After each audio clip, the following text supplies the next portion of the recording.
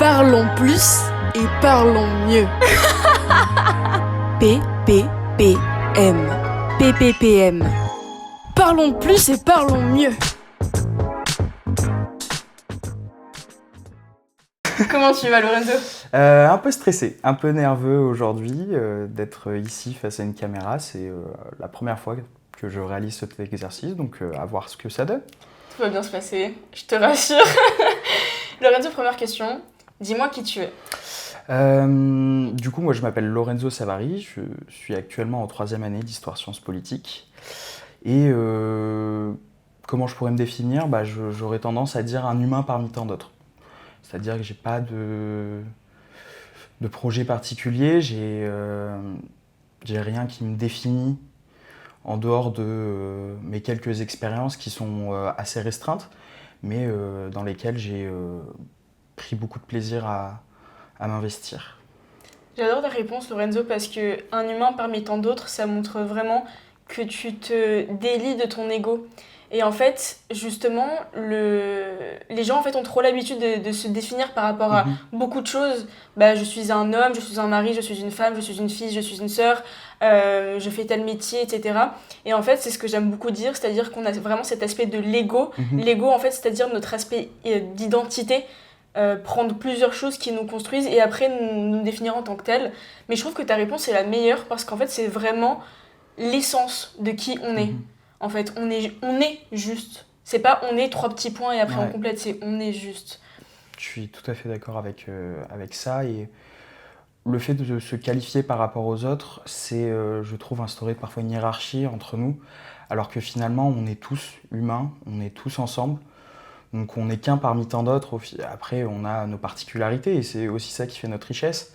Mais on a cette chose en nous, cet amour en nous qui fait qu'on est un peu tous rassemblés sous la même bannière. Et c'est ce que j'aime au final. Quelles sont tes particularités, Lorenzo ? Mes particularités, j'aurais tendance à dire que j'ai peur. Très peur. Toujours peur. Mais c'est à la fois cette peur qui me fait avancer, c'est aussi elle qui me fait douter. Les deux sont très liés, je pense. Et au final, c'est ce qui fait que j'ai du mal à entreprendre des choses. J'ai peur de m'investir parce que j'ai l'impression de toujours décevoir et de décevoir les autres. Pour moi, c'est ce qui me fait le plus mal finalement, étant donné que alors ça fera des déçus, dont Sartre. Je suis pas sûr que ce soit un exemple, mais j'ai du mal à imaginer ma vie autrement qu'au travers du regard des autres. Donc peut-être que c'est ma particularité la plus forte, à la fois mon défaut, et j'ai envie de croire aussi dans le fait que ce soit une force, de me dire que j'essaie toujours de faire les choses pour les autres. Je les fais peut-être pas pour moi, mais j'en tire quand même des bénéfices d'une certaine manière parce que je me plais à plaire aux autres finalement. Donc ça veut dire que tu aurais une déconstruction totale de l'ego et que ta vie serait vraiment dédiée pour les autres, comme si toi tu n'existais pas, comme si toi tu étais simplement au service d'autrui. C'est un peu ça. J'ai un peu tendance à m'effacer. Certains diront trop bon, trop con. Moi, j'ai pas envie de croire en ça parce que j'adore me dire que je peux aider les autres, quelle que soit la manière de le faire. Et d'un autre côté, je suis si faible dans cette aide que j'apporte aux autres. Mon père m'a dit une fois, il faut être un soleil pour pouvoir rayonner sur les autres. Mais pour moi, ma lumière, elle vient des autres. Donc j'ai plus tendance à dire qu'on forme un soleil et on devrait tous rayonner les uns sur les autres que moi qui suis seul à éventuellement rayonner sur les autres, ce qui est totalement faux. Genre, je suis personne pour dire ça. Donc voilà, j'aurais plus tendance à dire que je préfère être avec les autres.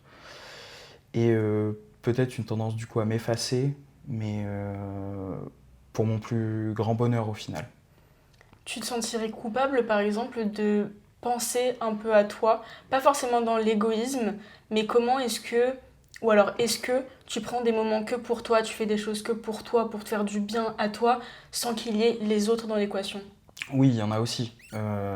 Forcément, il y a des moments où j'aime bien aussi être dans ma bulle et où je me retrouve seul parce que j'ai besoin de recharger mes batteries socialement. Mais finalement, tout ce que j'entreprends et ce dont je suis le plus fier dans ma vie, c'est quand même des choses que je fais avec les autres, parfois pour les autres, donc c'est aussi ma principale motivation. D'où te vient cette pression de devoir vivre pour les autres, ou en tout cas de sentir que tu es là pour vivre pour les autres?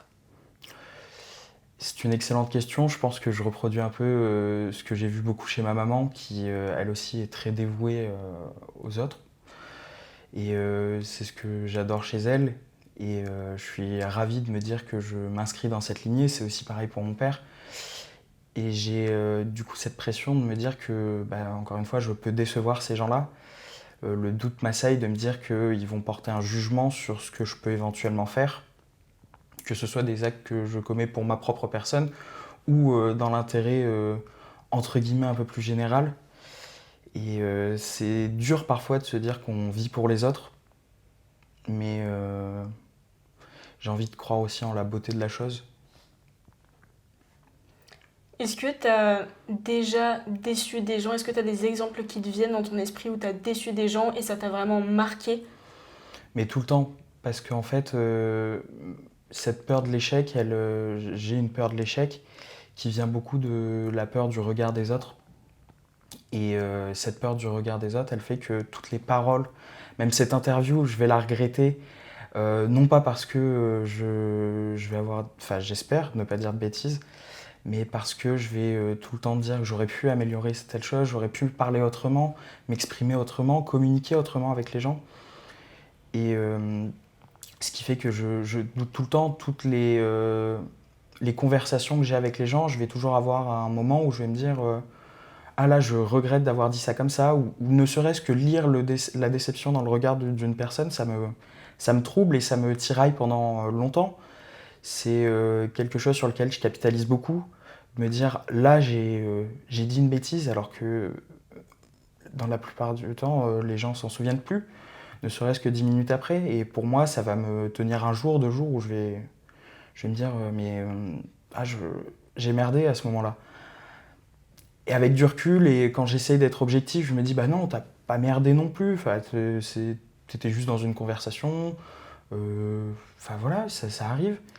Mais sur le coup, quand je laisse mes émotions prendre le dessus, c'est dur à encaisser parce qu'au final, toutes mes conversations, elles sont repensées dans ma tête et détruites dans ma tête en me disant que j'ai fait n'importe quoi.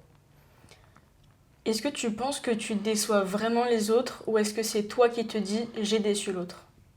Je pense que c'est moi qui me dis j'ai déçu l'autre parce que je transpose dans l'autre beaucoup de mes propres craintes. Quand j'y réfléchis, je me dis que c'est pas le regard des autres que je crains, c'est mon regard au travers de celui des autres. C'est un jugement que je me porte à moi-même, probablement. Et je préfère me dire peut-être que c'est celui des autres. Ça me rassure, d'une certaine manière.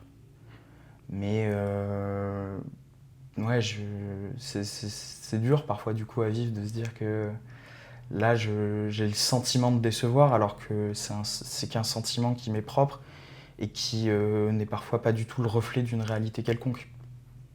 Donc, voilà. Quand tu as peur de décevoir ou quand tu sens que tu as déçu quelqu'un, qu'est-ce qui se passe à l'intérieur de toi? Une sorte de pincement au cœur. Étant donné que, parce que c'est à la fois compliqué, c'est un peu un paradoxe, c'est à la fois je crois beaucoup en l'autre, et à la fois c'est en lui que je projette mes propres peurs. Donc tout tourne un peu de l'autre. Et ça me fait, c'est quelque chose du coup qui me tient à cœur, mais plus que me tenir, c'est quelque chose qui me serre le cœur. Et c'est souvent un moment tout con quand je suis sous la douche où je réfléchis à tout, et c'est là où je cogite beaucoup et je me dis mais il y a une sorte de mal-être qui s'empare de moi et qui me dit ah t'aurais pas dû dire ça, et c'est comme une gêne qui vient à la fois du cœur et de l'esprit parce que c'est l'esprit qui repense tout et qui se dit qui nous fait nous dire là techniquement t'étais pas bon, et le cœur qui vient en rajouter une couche en disant bah là émotionnellement t'as pas été bon non plus. Donc c'est un peu un mélange qui vient de partout et qui fait que notre corps tout entier c'est un peu mal, bizarre, Alors après, je n'irai pas jusqu'à dire que ça m'empêche de vivre. Loin de là, j'essaie de m'en défaire. Il y a beaucoup de moments où c'est dur du coup de le supporter, mais j'essaie aussi de faire en sorte de passer au-delà parce que sinon je ne pourrais pas progresser, continuer à m'épanouir finalement. Et donc là, ça m'intéresse justement. Comment est-ce que... Parce que là, tu as vraiment fait un état des lieux de ce qui se passe à l'intérieur de toi, de ta peur de l'échec, de ton rapport aux autres. Ok, ça c'est la première étape. Maintenant, la deuxième étape, comment est-ce que tu fais pour gérer ça? Est-ce que tu essaies de pas t'améliorer dans le sens... comment est-ce que tu gères mieux ces sentiments-là? Bah, en fait, j'ai presque envie de dire que c'est pas moi qui les gère parce que c'est... à la fois, je projette mes peurs dans l'autre, mais je projette aussi ma confiance. Ma confiance, elle vient des autres, ce qui fait que c'est mes proches qui me donnent de la force. Le peu de force que j'arrive à tirer, c'est celui de l'amour de mes amis, ton amour à toi, celui de mes parents. Et sans lui, je pense que j'avancerais beaucoup moins, voire pas du tout. Et encore, j'avance pas beaucoup non plus, mais à l'échelle de l'humain parmi tant d'autres que je suis, j'avance un petit peu. Enfin, je vis ma vie, mais grâce aux autres, encore une fois. Donc cette volonté de toujours être parfait dans la relation avec les autres, c'est un manque cruel de confiance en moi que j'arrive à combler aussi par le regard le plus sincère et celui qui devrait seulement compter, celui de mes proches. Est-ce que tu as des souvenirs de moments où tu as été très fier de toi?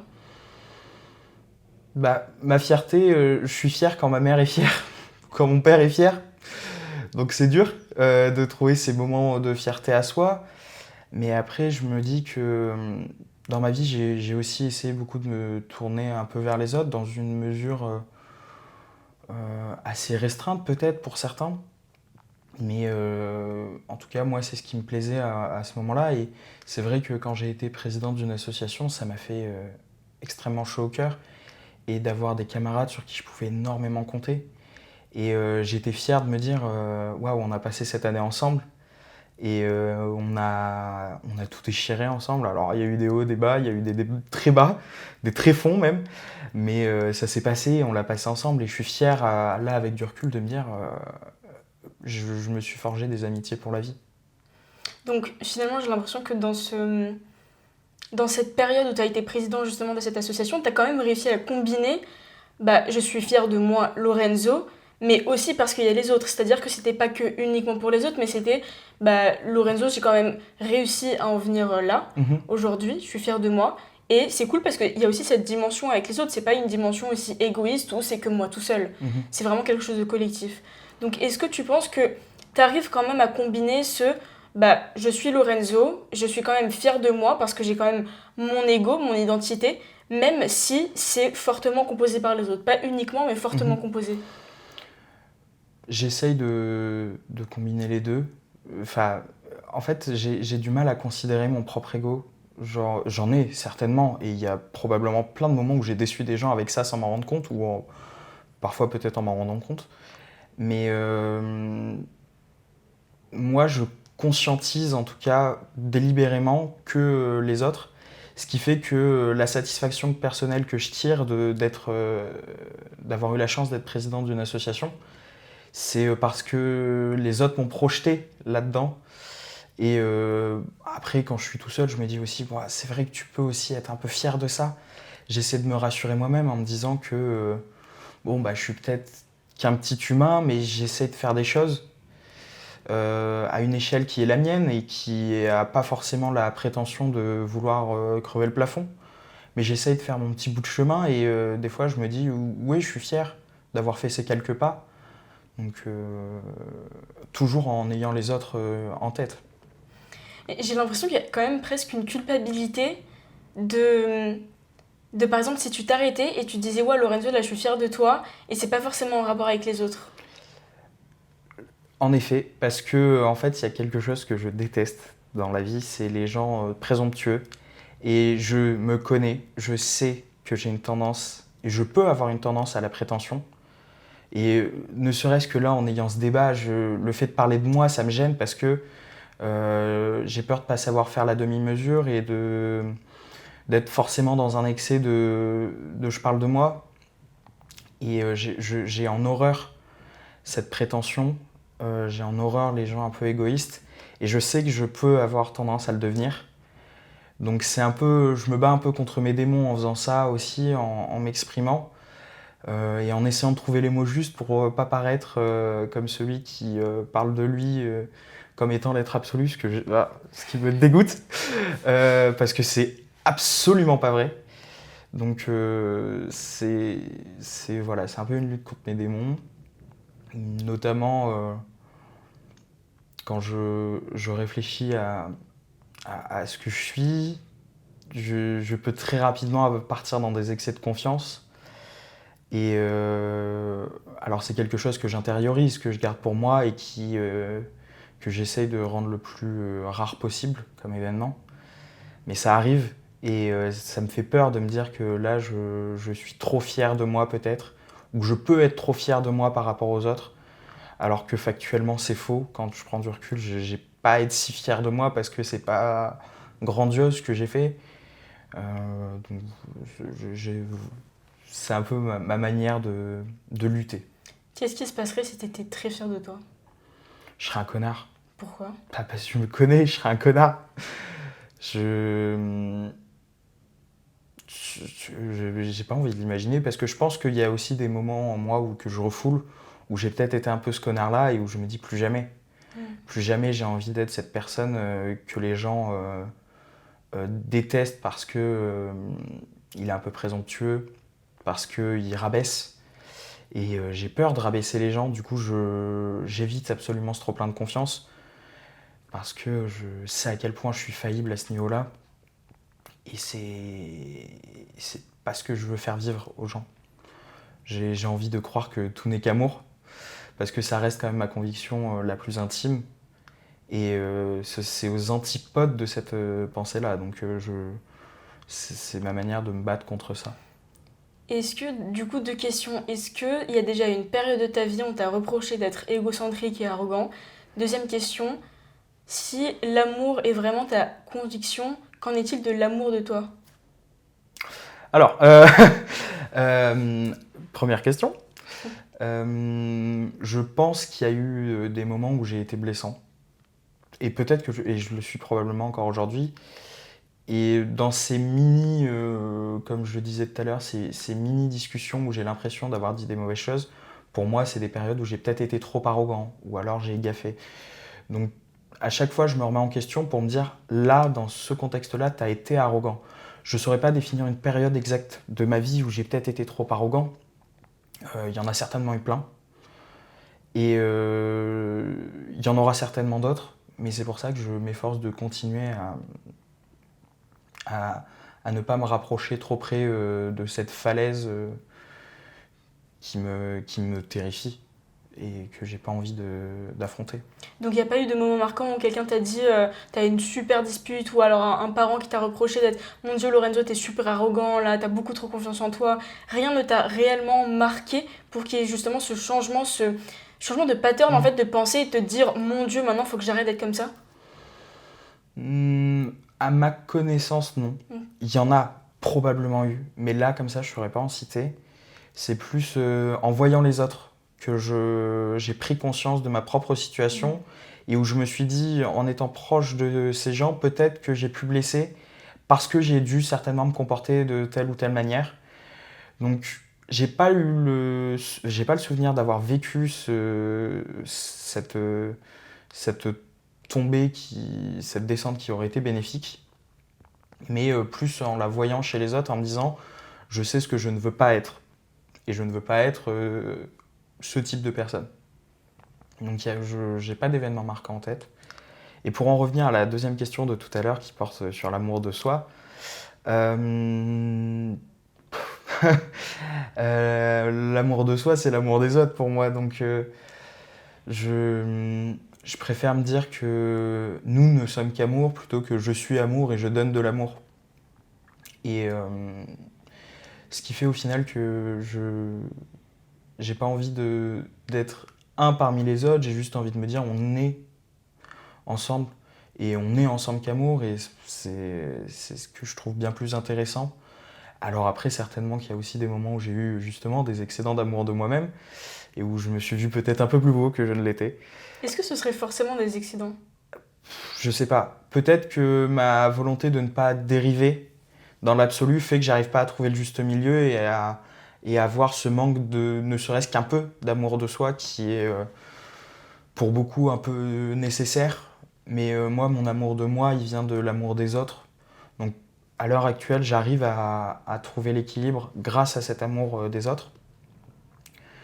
Mais sans amour de moi, enfin j'espère. C'est ce vers quoi j'aimerais tendre en tout cas en tant qu'humain. Je pense personnellement qu'il y a quand même deux types d'amour, dans le sens où je comprends totalement ta vision avec l'amour avec un grand A, qui est vraiment composé de tout le monde, c'est-à-dire l'espèce humaine, où en fait on est vraiment en train de composer un amour très très puissant qu'une seule personne ne pourrait pas incarner en elle-même. Mais je pense que quand même il y a un certain amour de l'ordre du personnel, de l'ordre de l'individuel, dans sa propre sphère, qui existe quand même. Beaucoup de personnes disent on ne peut pas aimer autrui tant qu'on ne s'aime pas soi-même. Qu'est-ce que tu penses de cette affirmation ? Moi, je suis pas d'accord. Alors, pour en revenir à ce que tu disais, oui, il y a deux types d'amour. Tu as l'amour global, celui de l'humanité, et tu as l'amour interpersonnel, que je ne m'empêche pas de vivre, et c'est celui que mes proches m'offrent, et que j'essaye, enfin j'espère, de rendre à mes proches. Mais pour moi, on peut aimer les autres avant de s'aimer soi, parce que c'est ma vision des choses. On n'a pas forcément à s'aimer soi. Parfois, c'est prendre le risque justement de trop s'imposer, de trop imposer notre amour à celui des autres, alors que typiquement le but d'une relation, quelle qu'elle soit, peu importe sa nature, c'est de trouver l'harmonie des amours. Donc trop d'amour de soi, c'est pas bénéfique. Et du coup, s'aimer soi avant d'aimer les autres, c'est faire passer sa personne avant les autres. Ce que je trouve pas intéressant, qui existe, et je ne juge absolument pas ceux qui le font, parce que c'est un mode de fonctionnement qui leur est propre et qui est carrément viable en vrai. Mais c'est pas celui auquel j'aspire, et c'est pas celui que j'ai envie de connaître. Je suis d'accord avec toi. En fait, j'ai l'impression que c'est beaucoup plus facile quand même d'aimer les autres que d'aimer soi-même. Parce que l'amour de soi est quand même beaucoup plus compliqué que aimer une autre personne. C'est comme tu donnes des conseils à tout le monde, sauf que à toi c'est on beaucoup se les applique voilà, jamais. on se les applique jamais les conseils. C'est trop facile d'en donner, mais c'est déjà difficile de les appliquer. Mais oui. Donc je suis d'accord avec toi sur ce point, mais j'ai l'impression qu'avec toi c'est un peu aussi le tout ou rien, c'est-à-dire que c'est soit je vis à 100% pour les autres, soit si j'ai un peu de confiance en moi, c'est forcément dans l'excès. Pourquoi ? Justement, c'est que je le considère dans l'excès. Peut-être que c'est pas le cas, mais comme je le considère comme tel, c'est pour ça que je préfère être entre grosses guillemets du bon côté de la lumière. En tout cas, ce que j'estime être le bon côté de la lumière, parce que je sais que je suis incapable de faire la part des choses. Donc j'ai pas envie de prendre le risque de blesser ou de limiter les risques de blesser les personnes qui me sont chères et qui me sont moins chères aussi, parce que mon amour, j'essaie de le porter à tout le monde. C'est pour ça, c'est un choix qui est personnel, et parce que j'ai pas le courage probablement et pas la force d'arriver à trouver l'équilibre avec l'amour de soi. Et c'est pour ça aussi que j'admire ceux qui ont une confiance en eux débordante, mais qui arrivent à faire que tout ce qui déborde du vase ne soit qu'amour pour les autres. Et ça, c'est magnifique. Et tu penses que tu pourrais parvenir à avoir une grande confiance en toi sans tomber dans l'arrogance ? Peut-être, j'espère, pourquoi pas, mais c'est pas le cas. Donc pour l'instant, je sais que j'arriverai pas à composer avec. Donc je m'y essaye des fois, j'essaie de gagner confiance en moi par moi-même. C'est pour ça que j'ai aussi mes petits moments de solitude où j'essaie de me dire c'est bien ce que tu as fait là, et sans forcément prendre trop la grosse tête. Mais factuellement, pour l'instant, j'ai peur d'échouer là-dedans, donc je préfère pas m'y risquer. Qu'est-ce que ça veut dire pour toi, la déception et l'échec ? Comment est-ce que ça se définit ? L'échec, pour moi, l'échec, c'est la déception. Donc, on peut un peu regrouper les deux. Je vais échouer à partir du moment où je vais décevoir. Et décevoir, c'est trahir la confiance que les gens ont portée en moi. C'est trahir l'amour que les gens ont envers moi.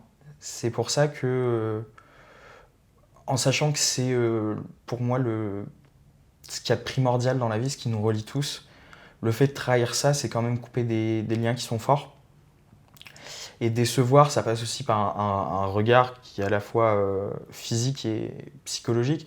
C'est-à-dire que quand on voit dans les yeux de la personne qu'on l'a déçue, ça fait mal.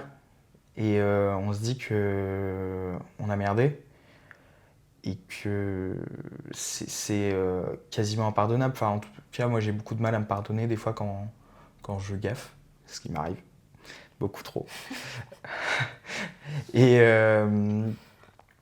voilà, cette déception, elle est importante pour moi. J'ai pas envie de la faire vivre aux autres.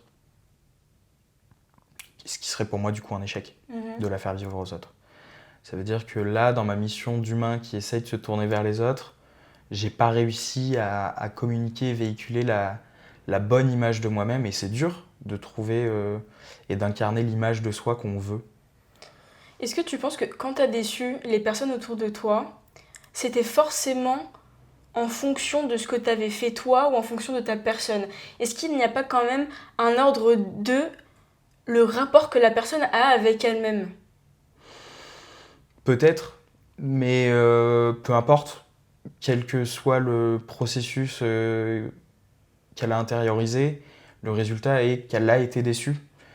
Donc, in fine, je ne suis pas satisfait de moi-même parce que la personne n'a pas su et n'a pas trouvé en moi ce qu'elle recherchait, entre guillemets. Alors là, on extrapole beaucoup. On parle de grosses déceptions, hein, bien sûr. Mais et peu importe le cheminement qu'elle a eu pour en arriver là, même si ça vient d'elle-même, peut-être, j'en sais rien, il n'empêche que elle a été déçue. Est-ce que tu penses que tu pourrais te détacher de ça? Peut-être, mais je suis pas sûr que j'en ai envie pour l'instant. Parce que ça me plaît aussi de me dire que j'essaye d'être la meilleure personne pour les autres. Non pas pour moi, mais vraiment pour autrui. Donc pour l'instant, j'ai pas envie forcément de m'en détacher. Peut-être que ça viendra avec l'âge, peut-être que ça viendra d'ici 2 mois, peut-être que pas du tout. Et je composerai avec. À ce moment-là, j'évoluerai en fonction de mes considérations qui sont aussi celles de l'instant, celles des événements qui vont peut-être avoir lieu. Je ne sais pas comment va se dérouler ma vie d'ici les quelques temps qui vont arriver, donc à voir. Est-ce que tu penses que tu déçois plus les gens ou tu les rends plus fiers? J'aimerais me dire que je les rends plus fiers. J'espère que c'est le cas. J'en suis sûre que c'est le cas. J'espère. J'espère que je les rends plus fiers quand même. Donc ça va, là, t'es sur la bonne lignée. Je pense que oui. En tout cas, je m'efforce d'éviter les écarts de chemin. Et je pense que pour l'instant, j'arrive à m'y tenir. Et au niveau de ta peur de l'échec, est-ce que ça t'a déjà empêché de faire des choses dans ta vie? Oui. J'ai pas d'exemple. Mais en fait, comme c'est un doute qui est un peu permanent, parce que cette peur de l'échec, c'est la peur de pas être suffisamment parfait pour les autres, ce qui objectivement est un peu con. Mais c'est comme ça que je vis et que j'entends vivre pour l'instant. Mais du coup, cette peur de l'échec, elle est un peu perpétuelle, c'est-à-dire que je vais pas oser tenter des choses, souvent. Dans la vie associative, j'y arrive. Dans mes relations amicales, j'y arrive, mais dans ce qui va être des relations plus intimes, plus amoureuses, je suis nul, incapable. Parce que je ne vais pas oser de peur de blesser. Et en termes d'amour, j'ai beaucoup d'amour à revendre quand il s'agit de ce type de relation. Et j'ai peur de décevoir. J'ai une tendance à placer sur un piédestal toutes les personnes qui ont touché mon petit cœur. Et ce qui fait que toutes mes actions peuvent faire en sorte que je dégringole à une vitesse plus que fulgurante dans leur estime. Et ça m'effraie. Et ce qui fait que j'ai pas envie d'essayer, de peur de connaître cet échec-là. Qu'est-ce que tu ferais que tu dégringolerais dans leur estime? Tout. Tout ce que je peux faire, j'ai peur que ce soit un acte que la personne n'accepte pas ou ne considère pas comme étant à la hauteur ou je ne sais quoi, mais je me mets beaucoup cette pression et du coup, j'ose pas. Il y a d'autres points de ma vie aussi où je vais pas oser aller vers les gens, où je vais pas oser aller faire les choses parce que j'ai peur. Peur d'échouer, peur de ne pas être à la hauteur de la potentielle confiance qu'ils auraient à m'offrir. Ce qui fait que je vais pas y aller. Tu penses que il faudrait pas plutôt raisonner en potentielle confiance, mais déjà en une confiance concrète que la personne te donne, parce que ça veut dire qu'il y aurait déjà des liens, et dans ce cas, déjà une confiance qui serait installée, et la confiance, en effet, ça s'entretient, et le fait aussi de percevoir qui, par exemple, dans les relations amoureuses, t'as pas toujours à prouver des choses, mais plutôt à une personne qui t'admire comme tu es aujourd'hui, et qui, ensemble, vous allez entretenir ce lien, parce que j'ai l'impression qu'en fait, t'es un peu seul dans la relation de c'est toujours à moi de prouver, c'est toujours à moi de garder la confiance, c'est toujours à moi de. Tu vois, j'ai l'impression qu'en fait, il y a vraiment une relation unilatérale, alors que ça devrait plutôt venir des deux. Pas que des deux doivent se prouver tout le temps tout, mais des deux qui doivent vraiment acheminer cette relation ensemble. Bien sûr, je suis tout à fait d'accord avec toi. Je l'ai dit tout à l'heure, ça se cultive à deux aussi l'amour. Mais c'est plutôt je parle surtout de quand je n'ai pas l'amour et que je ne vais pas oser aller le chercher. Mais alors après, j'espère ne pas être le canard absolu en couple. J'espère, c'est peut-être le cas. Et en vrai, je sais que ce sera le cas. Enfin, on va pas se mentir. Mais c'est mignon, hein, je sais que je suis faible, si faible. Mais est-ce que être plein d'amour, c'est être faible? bah moi non. C'est pour ça que j'ai pas de regret à être plein d'amour non plus. Mais non, ma peur, elle vient surtout de quand j'ai peur de décevoir avant même que ça ait commencé, avant même parfois que la personne me connaisse. Et c'est ça qui est dur. Et c'est de se dire que là, on n'ose pas parce que d'ores et déjà, on part défaitiste. Et comme je n'ai pas suffisamment d'ego pour me faire dire le contraire, bah, j'abandonne. Après, c'est pas grave, hein, je le vis bien. J'ai 20 ans, ça va. Quelle est la base de l'amour pour toi? De quoi est composé l'amour et comment est-ce que l'amour se crée? Que ce soit dans n'importe quel type de relation. Ça va faire un peu bateau, mais c'est vrai que la confiance, c'est important. Cet amour, il s'entretient par une confiance qui règne et qui s'installe entre les deux individus, qui fait que ils peuvent s'aimer inconditionnellement, tout en sachant que l'autre va les aimer inconditionnellement aussi. Peu importe après la nature de la relation. Chacun entend bien vivre comme il le souhaite. Mais du moment qu'il y a cette confiance, pour moi, c'est ce qui fait que la relation tient. Deux questions. Est-ce que tu penses que l'amour peut être inconditionnel? Première question. Et est-ce que, de deux, quand tu parles de, par exemple, confiance qui s'installe justement, c'est qu'il y a déjà eu une relation avant, parce que donc la personne, elle t'a connu, parce que tu me disais que tu avais peur même avant qu'elle te connaisse, elle t'a connu, il y a eu une confiance qui s'est installée, et donc l'amour vient de là. Mais il ne peut pas y avoir d'amour sans de réelles rencontres, ou alors sans toi qui as besoin de tout le temps prouver à la personne que tu es digne d'être aimé par elle. Étant donné que j'ai oublié la première question, je vais partir sur sur la deuxième. l'amour C'est inconditionnel, mais tu peux répondre après. la deuxième, du coup, tant qu'à faire, je vais partir là-dessus. En fait, je viens d'oublier la deuxième. Alors, je vais repartir sur la première. L'amour inconditionnel, oui, existe. Du moment qu'on en a à revendre, enfin à donner, en fait. J'ai pas envie de vendre mon amour. J'ai envie de le donner parce que j'ai envie de le recevoir gratuitement. L'amour ne se paye pas. J'ai pas envie. Donc, pour moi, l'amour inconditionnel, oui, il existe. Et parfois, il est pas réciproque, ce qui cause certains troubles et des équilibres au sein de la relation.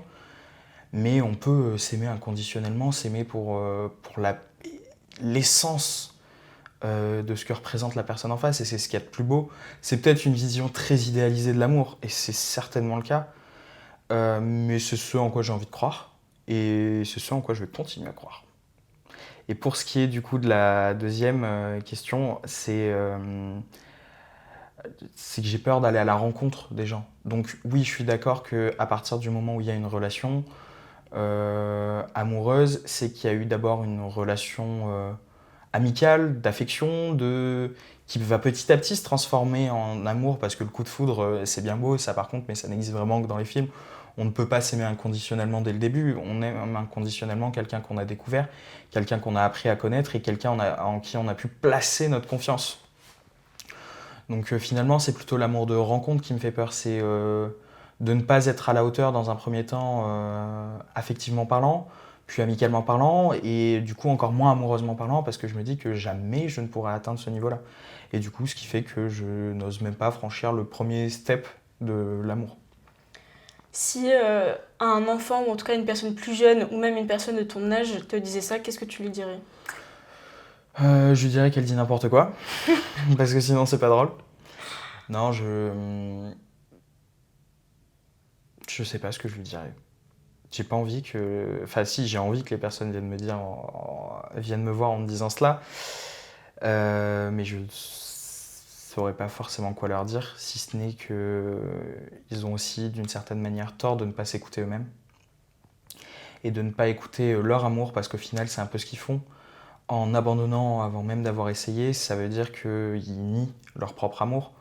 Et nier sa propre personne, c'est triste. C'est très triste. Est-ce que tu penses que tu nies ta propre personne ? Oui. Oui.